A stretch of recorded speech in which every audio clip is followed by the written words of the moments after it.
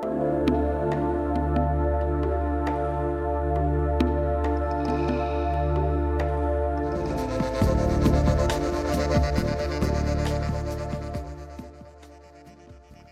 and welcome everyone. This is Pradeep Bhandari. In this session, we will discuss one of the most important concepts of information security, that is cryptography. Main aim of this session will be: number 1, understanding the concept of cryptography; number 2, understanding types and cipher models of cryptography. So let's start our discussion with the concept of cryptography. Cryptography, a word with Greek origin, means secret writing. However, we use the term to refer to the science and art of transforming messages to make them secure and immune to attacks. Although in the past cryptography referred only to the encryption and decryption of messages using secret key, today it is defined as involving 3 distinct mechanisms. These are symmetric key cryptography, asymmetric key cryptography, and hashing. We will discuss symmetric key cryptography, asymmetric key cryptography techniques in this session. Cryptography involves hiding the contents of a message by enciphering. Another technique that is used for secret communication is steganography. That word steganography, with origin in Greek, means covered writing, in contrast with cryptography, which means secret writing. Steganography means concealing the message itself by covering it with something else. We will discuss mainly cryptography here. So now let us discuss symmetric key cryptography first. Symmetric key cryptography is also known as traditional cipher. In symmetric key cryptography, same key is used for encryption and decryption. Symmetric cipher model.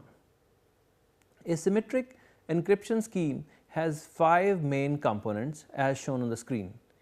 Number 1 is plain text. This is the original understandable message or data that is fed into the algorithm as input. Second component is encryption algorithm. The encryption algorithm performs various substitutions and transformations on the plain text. Third is secret key. The secret key is also input to the encryption algorithm. The key is a value independent of the plain text and of the algorithm. The algorithm will produce a different output depending on the specific key being used at the time. The exact substitutions and transformations performed by the algorithm depends on the key. Fourth component is ciphertext. This is the scrambled message produced as output. It depends on the plain text and the secret key. For a given message, 2 different keys will produce 2 different ciphertext. That ciphertext is an apparently random stream of data depending on secret key. Fifth component is decryption algorithm. This is essentially the inverse of encryption algorithm. It takes the ciphertext and the secret key and produces the original plain text. Figure on the screen represents the concept of symmetric cipher model. In this model, plain text is used as input. We convert the plain text into ciphertext by using encryption algorithm and key. On the receiver side, ciphertext is converted into plain text by using decryption algorithm and key. Sender and receiver share the same secret key. There are 2 requirements for secure use of conventional encryption. First is, we need a strong encryption algorithm. This requirement is usually stated in a stronger form. That is, the opponent should be unable to decrypt ciphertext or discover the key even if he or she is in a possession of a number of ciphertexts together with the plain text that produced each ciphertext. Second requirement is, sender and receiver must have obtained copies of the secret key in a secure fashion and must keep the key secure. If someone can discover the key and knows the algorithm, all communication using this key is readable. On the sender side, encryption algorithm works on the message P and the encryption key K to produce ciphertext C. We can write it as shown on the screen. Ciphertext is equal to the encryption function of key and plaintext. On the receiver side, decryption can be performed as shown. Decryption function D of key K and ciphertext C, where P is equal to plaintext, K is equal to key and C is equal to ciphertext. The two basic types of all encryption techniques are substitution and transposition. Let us discuss substitution cipher techniques. In substitution cipher technique, letters of plaintext are replaced by other letters. If the plaintext is viewed as a sequence of bits, then substitution involves replacing plaintext bit patterns with ciphertext bit patterns. To write down a key for the substitution cipher, we first write down the alphabet and then a permutation of the alphabet directly below it. This mapping gives the substitution which is to be made for each respective character in plaintext to make the ciphertext. Plaintext alphabet and the ciphertext alphabet are as shown on the screen. Encryption involves replacing each letter in the top row by its value in the bottom row. Decryption involves first looking for the letter in the bottom row and then seeing which letter in the top row maps to it.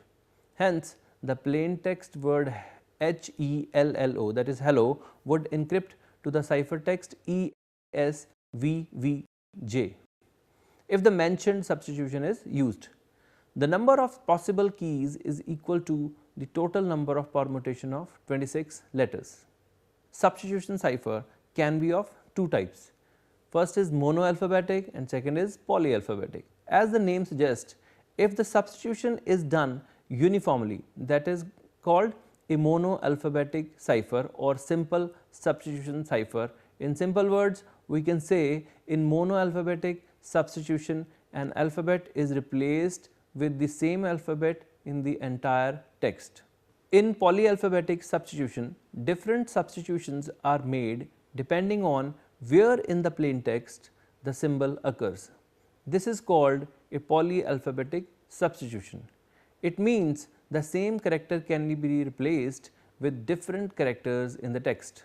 For example, A can be replaced with D and B in different places of occurrence.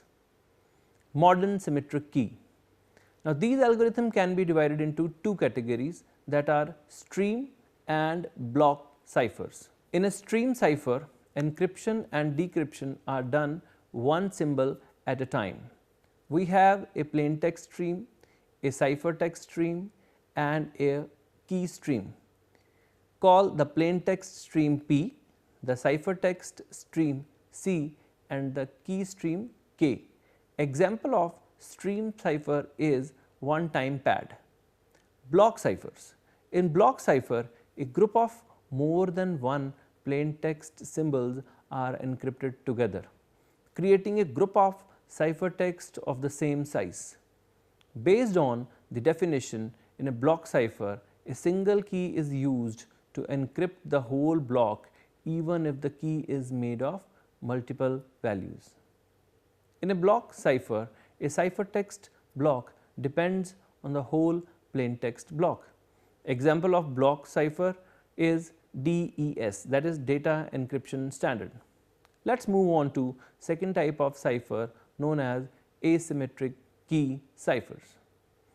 In asymmetric key ciphers or cryptography, two different keys are used. These are public key and private key. The concept of asymmetric key cryptography evolved from an attempt to attack two of the most difficult problems associated with symmetric encryption. The first problem is that of key distribution. Key distribution under symmetric encryption requires either that two communicants already share a key which somehow has been distributed to them, or the use of a key distribution center. Whitfield Diffie, one of the discoverers of public key encryption, along with Martin Hellman, both at Stanford University at that time, reasoned that this second requirement negated the very essence of cryptography, that is, the ability to maintain total secrecy over your own communication. The second problem that Diffie considered, and one that was apparently unrelated to the first, was of digital signature. If the use of cryptography was to become widespread, not just in military situations but for commercial and private purposes, then electronic messages and documents would need the equivalent of signatures used in paper documents.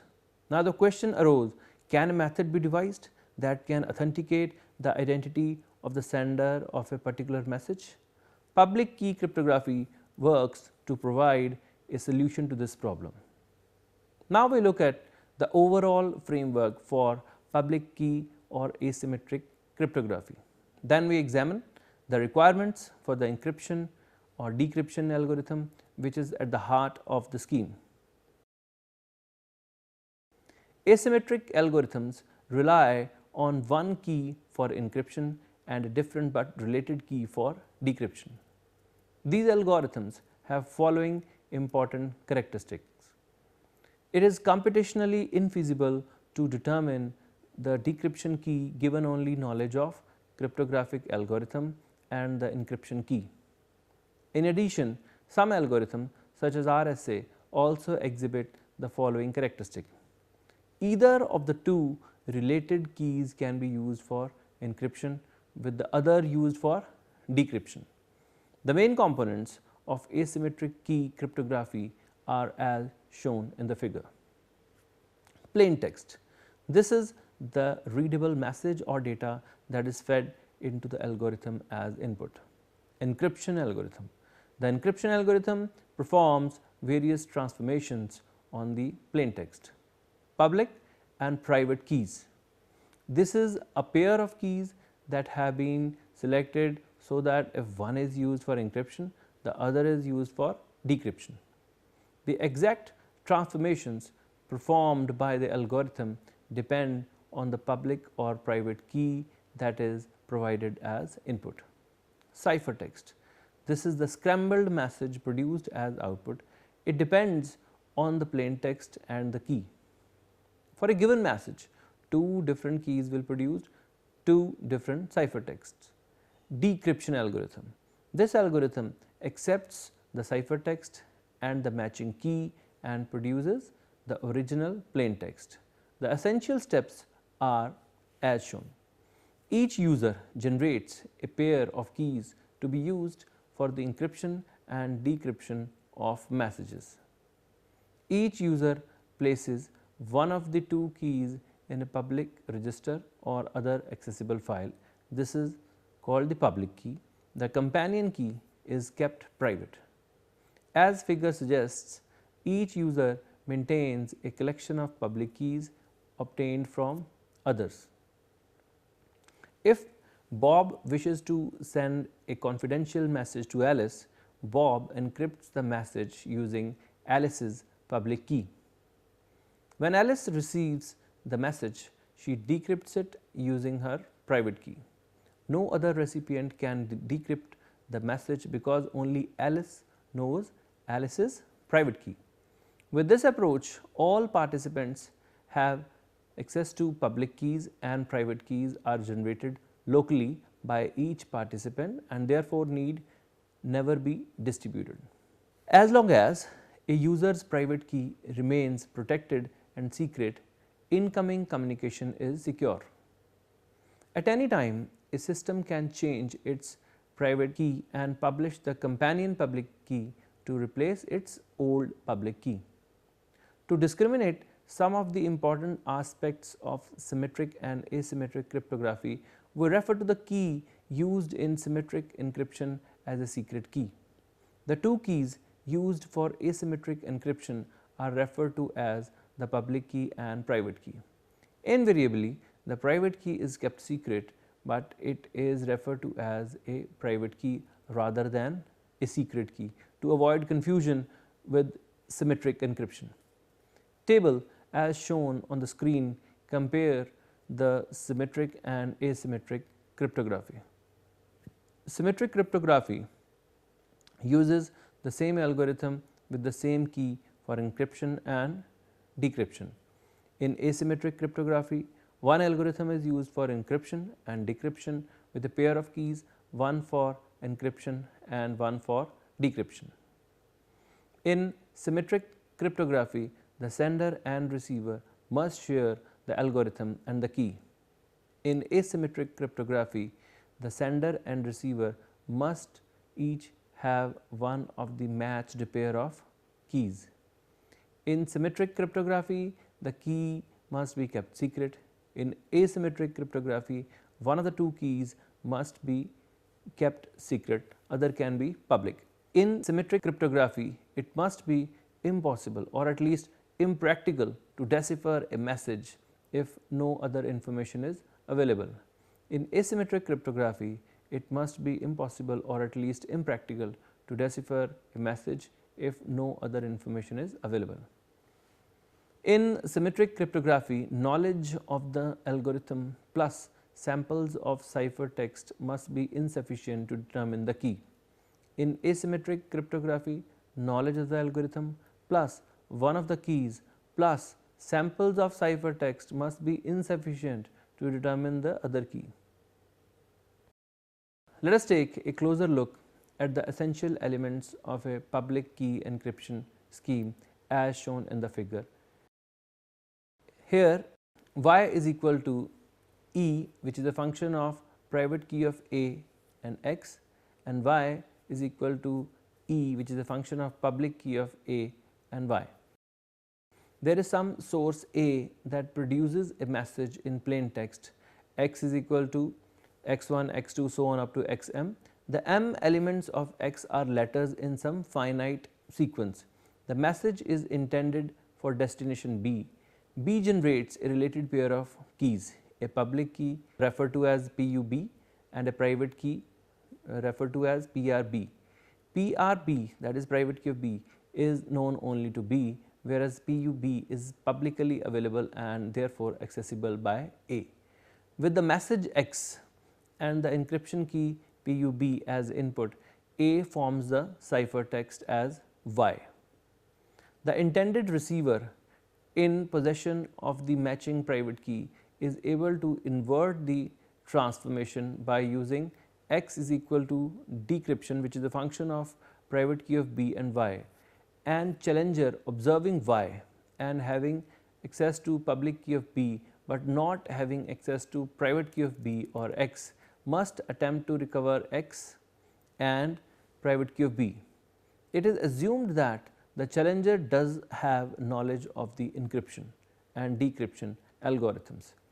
If the adversary is interested only in this particular message, then the focus of effort is to discover X by generating a plain text estimate.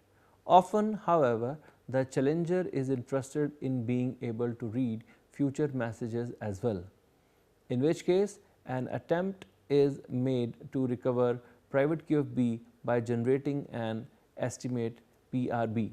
We mentioned earlier that either of the two related keys can be used for encryption, with the other being used for decryption. This enables a rather different cryptography scheme to be implemented, whereas the scheme illustrated here provides confidentiality.